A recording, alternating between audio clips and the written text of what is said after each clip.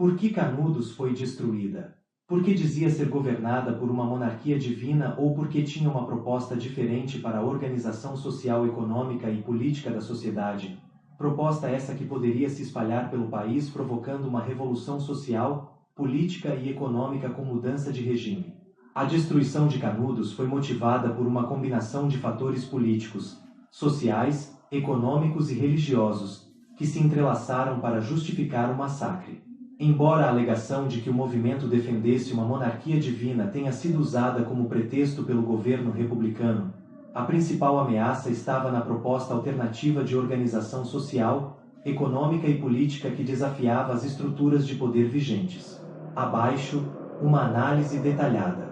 1. O pretexto da ameaça monarquista. A acusação de restauração monárquica. O governo republicano, recém-instaurado em 1889, propagou a ideia de que Canudos era um reduto monarquista que planejava derrubar a República. Essa narrativa foi amplificada pela imprensa e por setores políticos, que associaram Antônio Conselheiro a supostos planos de restauração do Império. No entanto, não havia evidências concretas para sustentar essa afirmação. A rejeição simbólica à República. Antônio Conselheiro criticava a República por questões como a separação entre Igreja e Estado e a cobrança de impostos, mas sua oposição era mais religiosa e social do que política. Ele via o novo regime como ímpio e associado ao anticristo, o que alimentou o mito da conspiração monarquista. 2. A proposta social e econômica revolucionária. Uma sociedade igualitária. Canudos atraiu cerca de 25.000 pessoas, incluindo ex-escravos, sertanejos pobres e marginalizados, que viviam em um sistema comunitário. Não havia propriedade privada da terra, os recursos eram compartilhados, e as diferenças sociais eram minimizadas. Esse modelo desafiava os latifundiários, que perderam mão de obra barata e temiam a disseminação de ideias subversivas. Autonomia política. A comunidade não reconhecia a autoridade do governo republicano, recusava-se a pagar impostos e organizava-se de forma autônoma. Isso era visto como uma afronta ao centralismo do Estado, especialmente em um período de consolidação da República. 3. A oposição religiosa e a hierarquia católica. Catolicismo popular versus Igreja oficial.